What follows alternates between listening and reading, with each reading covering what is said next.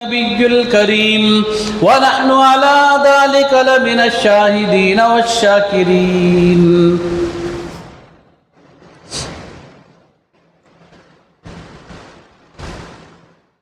محترم بھائیوں، بزرگوں، عزیز دوستوں،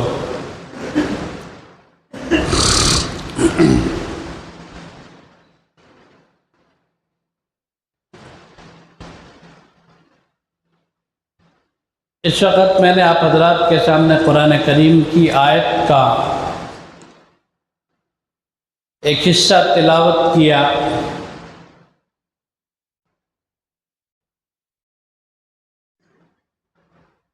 تراجم و تفاسیر تو اپنی جگہ ہیں ہی۔ علامہ اقبال شاعر مشرق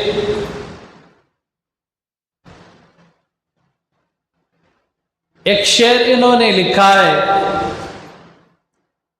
روئے وہ جو منکر ہیں حیات شہداء کے، ہم زندہ جاوید کا ماتم نہیں کرتے۔ قرآن کریم نے اسی کو کہا، وَلَا تَقُولُوا لِمَن يُقْتَلُ فِي سَبِيلِ اللَّهِ أَمْوَاتٌ، جو اللہ کے راستے میں شہید ہو گئے تم ان کو مردہ مت کہو، بل احیاء، بلکہ وہ زندہ ہیں، ولیکن لا تشعرون، جس کا تمہیں شعور نہیں ہے۔ شعور ہوتا تو ماتم نہ ہوتا، ولیکن لا تشعرون، شعور نہیں ہے تو پھر ماتم ہوتا ہے۔ اسی کو علامہ اقبال نے فرمایا، روئے وہ جو منکر ہیں حیات شہداء کے، ہم زندہ جاوید کا ماتم نہیں کرتے۔ بہرحال ماہ محرم کی 10 کو بہت ساری تاریخ کی کتابوں کے اندر یہ بات لکھی ہوئی ہے کہ حضرت سیدنا امام حسین رضی اللہ تعالیٰ عنہ کی شہادت ہوئی۔ حضرت حسین کون ہیں؟ اللہ کے نبی علیہ السلام کی نظر میں حضرت حسین کا مقام کیا ہے، مرتبہ کیا ہے؟ میں کچھ فضائل اور کچھ حالات مختصراً عرض کیے دیتا ہوں۔ حضرت سیدنا امام حسین رضی اللہ تعالیٰ عنہ ابھی دنیا کے اندر تشریف نہیں لائے تھے۔ اللہ کے نبی حضرت محمد الرسول اللہ صلی اللہ تعالیٰ علیہ وسلم کے پاس ام فضل ایک موقع پر تشریف لائیں۔ یہ ام فضل کون ہے؟ حضرت عباس رضی اللہ تعالیٰ عنہ کی اہلیہ اور حضور علیہ السلام کی چچی۔ حضرت عباس حضور کے چچا، ام فضل حضرت عباس کی اہلیہ اور رشتے میں حضور کی چچی۔ انہوں نے خواب دیکھا۔ خواب کیا تھا؟ رسول اللہ صلی اللہ علیہ وسلم کے پاس آ کر عرض کرتی ہیں، یا رسول اللہ، رات کو میں نے ایک بڑا عجیب خواب دیکھا ہے، اور جب سے میں نے خواب دیکھا میں بہت بے چین ہوں۔ حضور نبی کریم صلی اللہ علیہ وسلم نے خواب سنا۔ حضرت ام فضل فرماتی ہیں، میں نے خواب میں دیکھا آپ کے جسد اطہر سے، آپ کے مبارک جسم سے گوشت کا ایک ٹکڑا نکل کر میری گود میں آ پڑا ہے۔ میں ایک خواب پورا بتاتا ہوں، اس سے پہلے اللہ کے نبی علیہ السلام کی ایک دعا بتا دیتا ہوں۔ حضور علیہ السلام اکثر دعا کرتے تھے، اللہم انی اسألک شہادتا فی سبیلک۔ حضور کے بعد حضرت عمر نے دعا فرمائی، اللہم انی اسألک شہادتا فی سبیلک ووفاتا فی بلد رسولک۔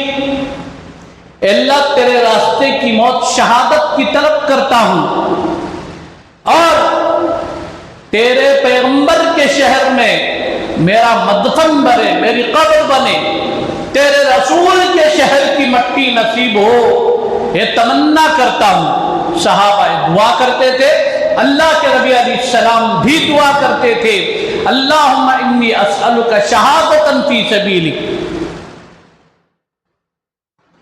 اب پیغمبر دعا کر رہے ہیں، اب بتاؤ حضور کی دعا قبول ہوئی یا نہیں ہوئی؟ اگر قبول ہوئی تو حضور کی شہادت کیوں نہیں ہوئی؟ اگر قبول نہیں ہوئی تو کیا پیغمبر کی دعا قبول نہیں ہوئی؟ حضرت شراح حدیث لکھتے ہیں اللہ کے نبی صلی اللہ تعالی علیہ وسلم نے جو دعا مانگی، اللہم انی اسألک شہادتا فی سبیلک، یہ دعا حضور کی قبول ہوئی۔ کیسے قبول ہوئی؟ اب یہ خواب دیکھو، پھر حضرات حسنین کریمین کے فضائل دیکھو، پھر میدان کربلا کو یہ خواب سے ٹالی کرو۔ تو حضرت ام فضل فرماتے ہیں رسول اللہ میں نے خواب میں دیکھا آپ کے جسد اطہر کا، آپ کے جسم مبارک کا ایک ٹکڑا نکل کر، گوشت کا ایک ٹکڑا آپ کے جسم سے نکل کر میری گود میں آ پڑا ہے۔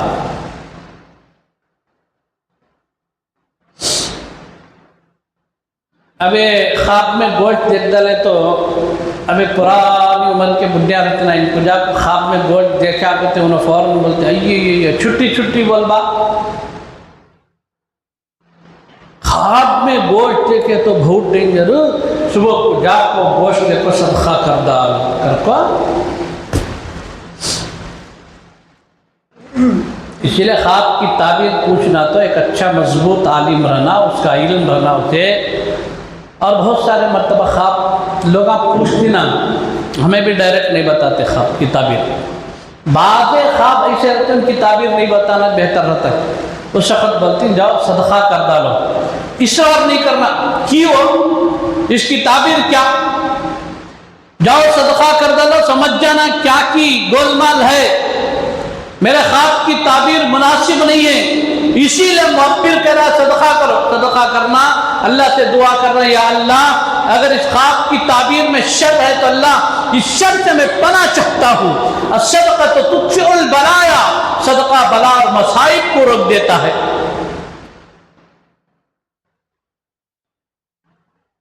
خواب میں گوشت دیکھنا اللہ کی نعمتوں پر تعبیر ہے۔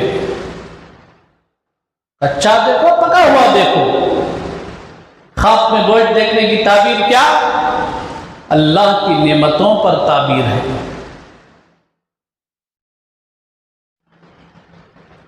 بہرحال چلو یہ عنوان ہے، ٹاپک نے، میں آگے چلتا ہوں اس عنوان پر۔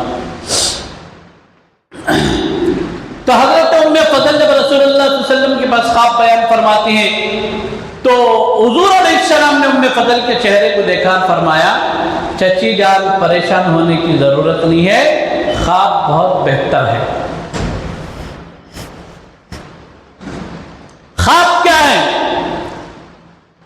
اس کی تعبیر ہے کہ میری بیٹی فاطمہ کے یہاں ایک بچے کی ولادت ہوگی، اس کی پرورش تم کرو گی۔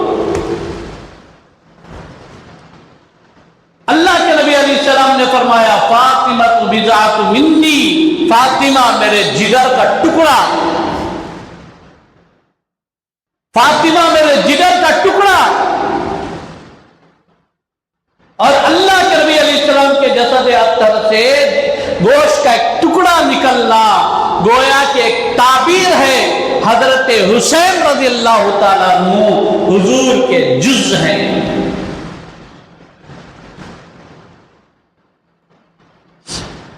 نانا بعض مرتبہ نواسے کو کیا وقت اٹھا رہے تو میرا بیٹا رہی نہیں کتنی، پوترے کو نواسے کو پوترا کو اٹھا لے کیا بولتی میرا بیٹا ہی نہیں، جبکہ انہیں بیٹے کا بیٹی کا بچہ ہونا، لیکن بولتی میرا بچہ میرا بیٹا، کیوں؟ یہ اسی کا جز ہے۔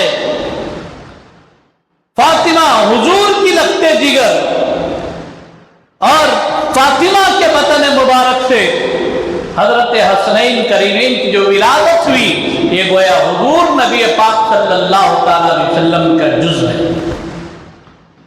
حضرت حسین کی ولادت ہوتی ہے، ولادت کے بعد میں خواب کی تعبیر کے مطابق داعیہ جو تھی وہ ام فضل زوجہ عباس رضی اللہ تعالیٰ عنہ کے ہاتھ میں لا کر دیتی ہیں، گود میں دیتی ہیں، یہ بچے کو لو، یہ حضرت فاطمہ کا بیٹا ہے۔ حضور کی چچی زوجہ عباس رضی اللہ تعالیٰ عنہ لے کر حضور کے پاس آئی، فرمایا رسول اللہ آپ کی تو خواب کی تعبیر پوری ہو گئی، آپ نے فرمایا تھا میری بیٹی فاطمہ کیا ولادت ہوگی، جو بچہ ہوگا اس کی پرورش کے تم مستحق ہو، تمہارے گود میں اس کی پرورش ہوگی۔ دیکھو حسین کو میں گود میں لے کر آئی ہوں۔ اللہ کے نبی صلی اللہ علیہ وسلم حضرت حسین کو گود میں لیتے ہیں۔ حضرت حسین کو دیکھ کر اللہ کے نبی علیہ السلام مسکراتے ہیں۔ ایک لمحے کے لیے حضور کا چہرہ کھل اٹھا، نبی پاک صلی اللہ تعالیٰ علیہ وسلم کے چہرے مبارک پر خوشی کے آثار چھلکنے لگے۔ تھوڑی ہی دیر میں یہ کیفیت بدلی، جو خوشی کا عالم تھا یہ عالم غم اور درد کی کیفیت میں تبدیل ہوا۔ حضور نبی کریم صلی اللہ علیہ وسلم کے گود میں حضرت حسین تھے اور حضور علیہ السلام کے آنکھوں سے آنسو بہ رہے تھے۔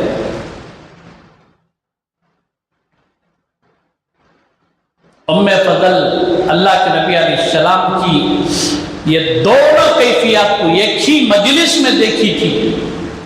ام فضل نے پوچھا یا رسول اللہ میں نے حضرت حسین کو لا کر جب آپ کے گود میں دیا تو آپ مسکرائے، آپ ہنس پڑے، لیکن تھوڑی ہی دیر میں پل میں آپ رو پڑے، مجھے یہ وجہ سمجھ میں نہیں آئی، رسول اللہ آپ سمجھا دیجیے۔ حضور علیہ السلام نے فرمایا جب بچہ میری گود میں آیا تو اس کی پیشانی کی مشابہت، اس کی چہرے کی مشابہت میرے چہرے کی، اس کی پیشانی میری پیشانی کی طرح، یہ بچہ قصائل میں اپنے نانا محمد رسول اللہ پر چلے گا۔ جبریل میرے پاس آئے اور خوشخبری دی، جب خوشخبری دی تو میرا دل کھل اٹھا، میرے لب مسکرا اٹھے، میری روح کے اندر فرحت و انبساط کی کیفیت آ چکی۔ تھوڑی ہی دیر میں حضرت جبریل علیہ السلام میرے پاس آئے، حضرت جبریل کے ہاتھ میں ایک موٹی مٹی تھی اور فرمایا یا رسول اللہ یہ اس سرزمین کی خاک لایا ہوں، یہ اس سرزمین کی خاک لایا ہوں جس سرزمین پر آپ کے نواسے حضرت حسین کی شہادت ہوئی ہے، یہی وہ سرزمین ہے، اس سرزمین پر آپ کے نواسے کی شہادتوں کی میں وہاں کی مٹی لے کر آیا ہوں۔ جب میں نے اس مٹی کو دیکھا تو مجھے رونا آ گیا اور میں رو پڑا۔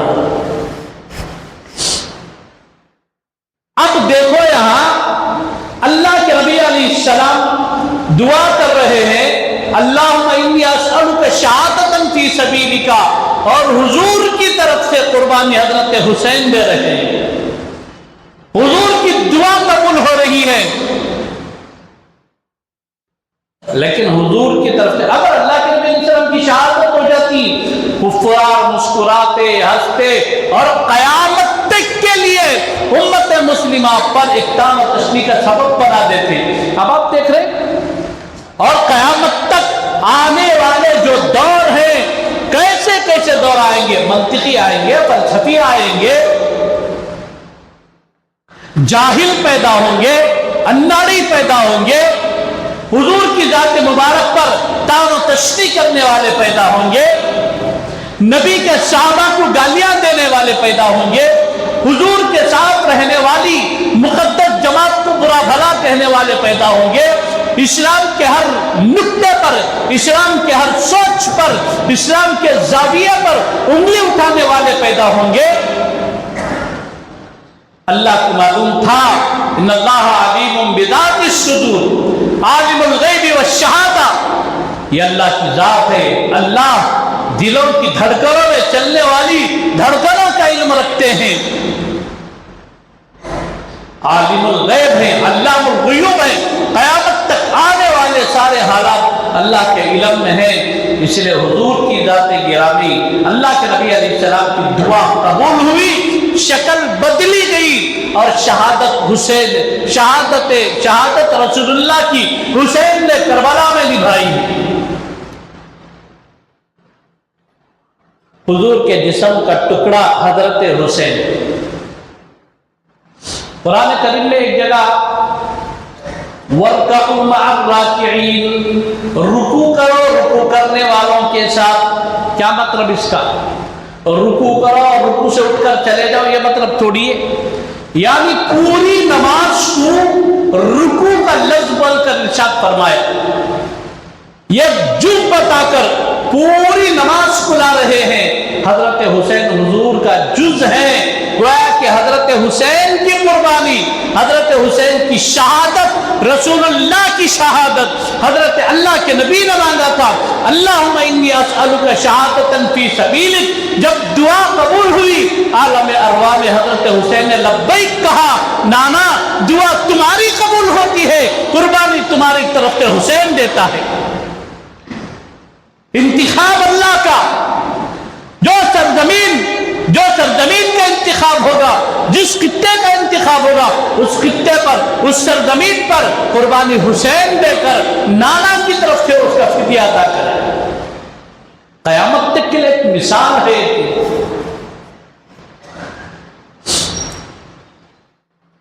اور حسین کل بھی ہے، حسین آج بھی ہے، حسین کل بھی ہے، یزید کل بھی تھا، یزید آج بھی تھا اور کل بھی تھا، یہ ہے نہیں۔ یزید مٹ گیا، اس کا نام و نشان مٹ گیا، اور یزید کے نام پر ہمیشہ لعنتیں برستی ہیں، اور نواسے رسول حضرت حسنین کریمین پر آج بھی دعائیں برستی ہیں۔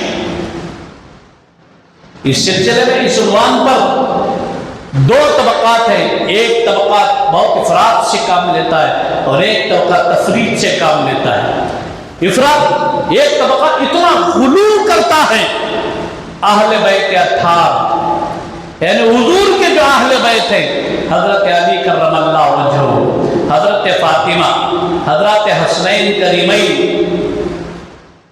اور اللہ کے نبی کے ازواج مطہرات۔ امت کے ایک طبقے نے کہا ان کے علاوہ کوئی بھی قابل قبول نہیں، کوئی بھی معتبر نہیں، یہ اتنا بڑا کفر ہے کائنات کا۔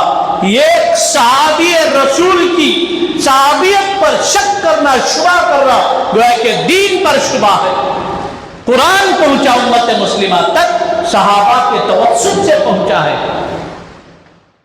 صحابہ کے وسیلے سے پہنچا ہے، صحابہ کی محنتوں سے پہنچا، صحابہ کی قربانیوں سے پہنچا۔ یہ ایک صحابی کی صحابیت پر، ایک صحابی کی عدالت پر، ایک صحابی کی ثقافت پر شک کرنا، گویا کہ دین پر شک کرنا۔ حضرت امیر معاویہ رضی اللہ تعالیٰ عنہ کاتب وحی ہے، حضور نے فرمایا آپ کاتب وحی ہیں۔ جب حضرت امیر معاویہ کاتب وحی ہے تو پھر حضرت امیر معاویہ پر کے اعتماد کا اٹھ جانا، تو ایک طبقہ ہے جو سراسر غلطی پر ہے، اور یہ ایک طبقہ ہے جو بالکل انکار کر بیٹھتا ہے۔ دونوں بھی نہیں، ہمارے اکابر اہل سنت علماء دیوبند کا جو طرز ہے، ہمارے ہاں نہ دین میں افراط ہے نہ تفریط ہے، دین میں غلو کو بھی پسند نہیں کرتے، اور دین میں جو ہے اس سے نیچے اتر جائے یہ بھی پسند نہیں کرتے۔ اکابر علماء دیوبند کا جو منہج ہے، ہمارے اکابر کا جو موقف ہے، جو منہج ہے، یہ منہج توسط والا منہج ہے، بین بین والا منہج ہے، یہاں نہ افراط ہے نہ تفریط ہے۔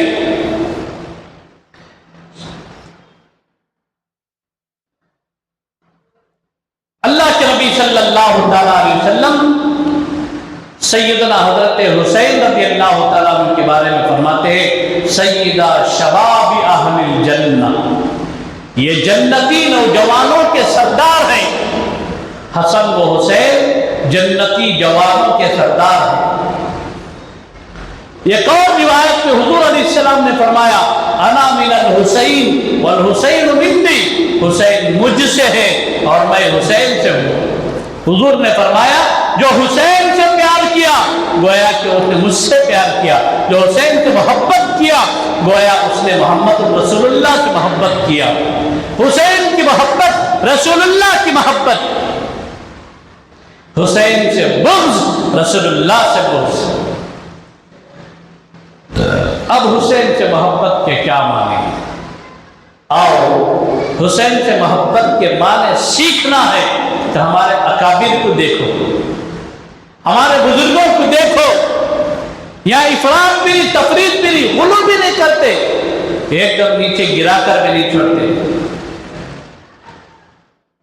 دارالعلوم دیوبند کی جو بنیاد ہے، ہمارے جو اکابر ہیں، چاروں خلفاء، حضرت ابو بکر صدیق رضی اللہ تعالیٰ عنہ، حضرت عمر فاروق رضی اللہ تعالیٰ عنہ، حضرت عثمان غنی رضی اللہ تعالیٰ عنہ، حضرت علی مرتضیٰ رضی اللہ تعالیٰ عنہ، یہ چاروں خلفاء کے نسل کے لوگ وہاں موجود۔ اللہ کا انتخاب ہے، یہ ہمارے بس کا نہیں، یہ سب من جانب اللہ ہوتا ہے۔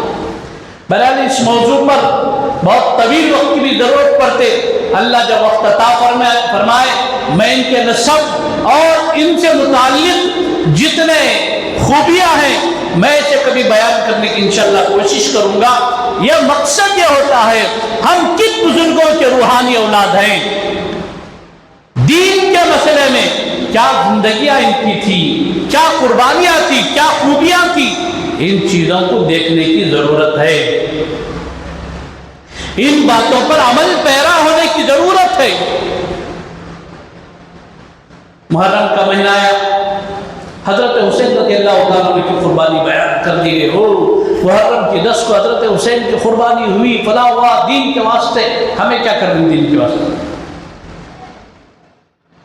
ہمیں کرنی کیا 10 محرم کو ایک ہی دین سمجھ میں آیا ہم نا؟ ماتم کر لو یا پھر شربت پلا لو یا پھر حضرت حسین کے نام پر من گھڑت روایتیں لا کر بے جا ہلہ مچا دو۔ اگر اس کا نام دین ہے تو پھر اس دین کو کس بزرگ کی اور کون سی کتاب سے ثابت کرو گے؟ دین ان چیزوں کا نام ہرگز نہیں ہے۔ اگر ان چیزوں کا نام دین ہوتا تو پھر صحابہ کو منہج دین قرار دیا قرآن نے۔ دین کے نہج کو سمجھنے کے لیے صحابہ کو دیکھو، صحابہ کی اتباع کرو۔ حضرت حسین کی شہادت کے بعد کیا پورے صحابہ ختم ہو گئے تھے؟ کیا صحابہ زندہ نہیں تھے؟ چلو ایک تو صحابہ کی کثیر تعداد موجود تھی، لیکن اللہ کے نبی صلی اللہ علیہ وسلم نے حضرت عمر سے فرمایا تو عمر تیری نسل میں ایک ایسا شخص پیدا ہوگا جو دنیا کو عدل سے بھر دے گا۔ تاریخ الخلفاء علامہ سیوطی رحمۃ اللہ علیہ کی کتاب ہے، اس کتاب کے اندر یہ بات لکھی ہوئی ہے۔ حضرت عمر سے حضور نے فرمایا عمر تیری نسل میں ایک ایسا شخص پیدا ہوگا کہ جو پوری دنیا کو عدل و انصاف سے بھر دے گا اور اس کے چہرے پر نشان ہوگا۔ کون ہے؟ حضرت عمر بن عبدالعزیز۔ حضرت عمر بن عبدالعزیز خلفائے راشدین میں علماء نے شمار کیا۔ حضرت عمر بن عبدالعزیز وہ ہیں پوری دنیا سے زیادہ حصے پر ان کی حکومت رہی۔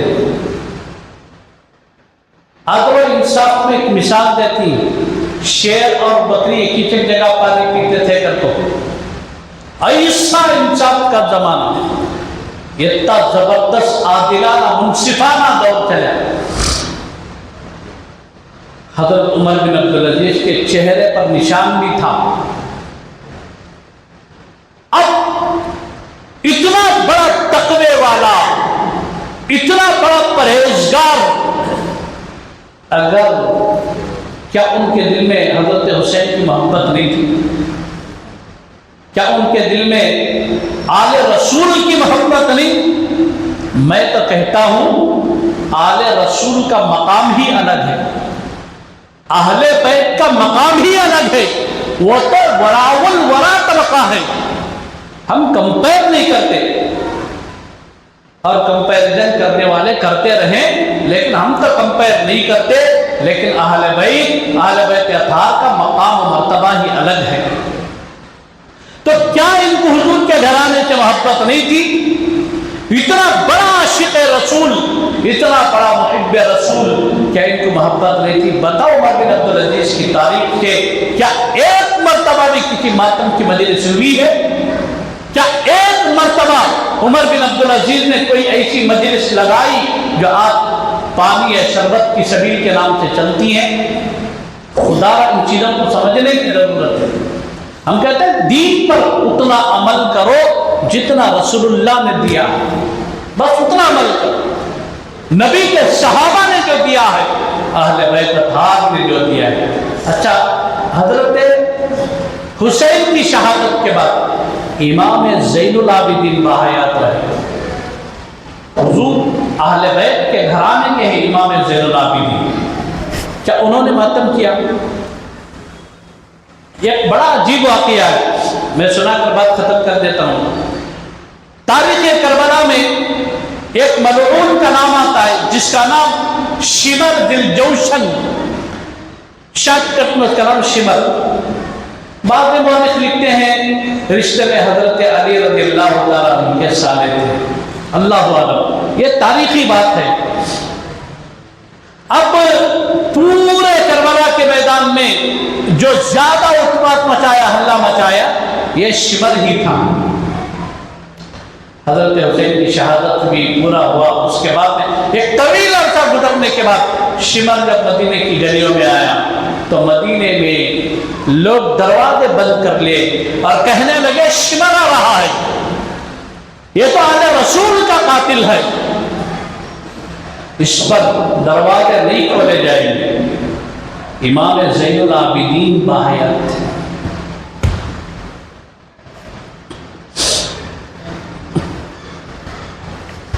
حضرت امام زین العابدین کو پتا چلا شمر مدینے میں آیا ہے اور اہل مدینہ نے شمر پر اپنے دروازے بند کر دیے ہیں۔ امام زین العابدین نے خادم کو بلایا، بلا کر کہا زین العابدین کے گھروں کا دروازہ کھلا، پورے مدینے میں جس کے گھر کا دروازہ کھلا تھا وہ امام زین العابدین تھے، حضرت حسین کے رشتہ دار تھے، اہل بیت میں سے تھے، جس کا گھرانہ کربل میں اس کی آنکھوں کے سامنے لٹ گیا، شمر کے لیے دروازے کھلے رکھ رہے ہیں۔ خادم کو بھیجے، جاؤ شمر کو بلا کر لاؤ اور کہے کہ زین العابدین بلا رہے ہیں۔ شمر کو بلایا گیا، دسترخوان لگا، کھانا کھلایا، پانی پلایا۔ شمر کہتا ہے زین العابدین کیا تم مجھے بھول گئے؟ کہا نہیں بھولا ہوں۔ کیسے بھول سکتا ہوں؟ تو وہ ملعون ہے جس نے میرے امام حسین کو اس کی انگلیاں کچلی تھی، تو وہ ملعون ہے کربلا میں وہ کردار نبھایا تھا، پوری بات یاد دلائی۔ اس کے بعد کہا اتنا سب کچھ یاد ہے لیکن پھر بھی تمہارے گھر پہ دسترخوان پر مجھے بٹھا کر تم کھانا کھلا رہے ہو، پانی پلا رہے ہو۔ امام زین العابدین نے تاریخی جملہ فرمایا، شمر خون کی بات ہوتی ہے، میرے خون میں سخاوت ہے، میں محمد الرسول اللہ کے گھرانے کا ہوں، میں محمد کا خون ہوں، میں آل رسول میں سے ہوں جو دشمن کے ساتھ بھی وفا کرتے ہیں۔ مجھے معلوم ہے تو کربلا کا غدار ہے، مجھے معلوم ہے تو آل رسول کا غدار ہے، مجھے معلوم ہے تو آل رسول کا بے وفا ہے۔ میرے نانا سے جو تربیت مجھے ملی ہے اس کا اظہار ہو رہا ہے، تیرے گھرانے سے جو تجھے تربیت ملی ہے اس کا اظہار تو نے کربلا میں کیا ہے۔ خون کی بات ہوتی ہے، جس کے خون میں جو ہوگا اس کا اظہار کرے گا، یہ میرے خون کے اندر پاکیزگی ہے، طہارت ہے، سخاوت ہے، ہمدردی ہے، شجاعت ہے. تیرے خون کے اندر بزدلی ہے، نامردی ہے، تیرے خون کے اندر یہ برائیاں ہیں جو تمہیں دکھلائی ہیں. لہذا 10 محرم کو حضرت حسین رضی اللہ تعالیٰ عنہ کی شہادت میدان کربلا میں ہوئی ہے. میں یہاں رک کر ایک تو کربلا کا واقعہ سناتے، اس میں اتنی کتابیں لکھی گئی، اتنی کتابیں لکھی گئی، اتنی تاریخ ہے جسے ایک جمعہ کا 10 جمعہ بھی اگر بیان کرے یہ ختم نہیں ہوتا. یا نکتے کی بات ہے، یہاں سے امت کو سبق کیا ہے، امت کے لیے سبق کیا ہے میدان کربلا سے. میدان کربلا سے امت کے لیے سبق یہ ہے، یا ایھا الذین آمنوا استعینوا بالصبر والصلاۃ ان اللہ مع الصابرین. ایمان والو، یا ایھا الذین آمنوا، ایمان والو، استعینوا بالصبر والصلاۃ، استعینوا تو مدد طلب کرو، بالصبر والصلاۃ، صبر اور نماز کے ساتھ. امت کے لیے درس ہے. یہ وقت بھی حضرت امام حسین نے میدان کربلا میں نماز نہیں چھوڑی، یہاں تک کہ گردن جھکی سجدے میں تو پھر کٹی. اب امام حسین کا نام لے کر ہاتھ پھیلانے والے، ظہر کی اذان ہو رہی ہے، جلوس بھی گزرتا ہے، ماتم بھی گزرتا ہے، نماز بھی چھوٹ رہی ہے. آپ مجھے بتاؤ یہ حسینیت ہے یا یزیدیت ہے؟ حسینیت تو کبھی یہ درس نہیں دے گئی امت کو. حسینیت نے سجدے میں سر رکھ کر کٹوا دیا ہے.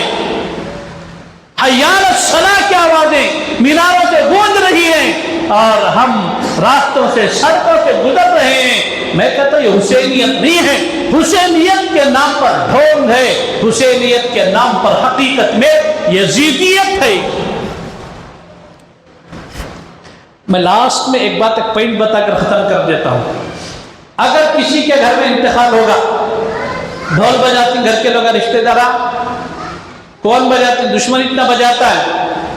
اب امام حسین کا نام لے کر ڈھول بجاؤ، یہ کون سی حسینیت ہے؟ میں کہتا ہوں یہ حضرت حسین سے عداوت اور دشمنی.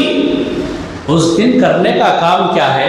روزہ رکھو، ان کے لیے دعا کرو، ان کے حق میں اللہ سے مانگو، یا اللہ دین کی حفاظت کے لیے تیرے پیغمبر، تیرے محبوب کے نواسے امام علی حضرت امام حسین نے اپنا سر قلم کرا کر دنیا کو درس دے کر چلے گئے. اللہ قیامت تک میری حیات جب تک رہے مجھے حسینیت پر باقی رکھ، یہ دعا کرو. یہ ہے اصل مسئلہ.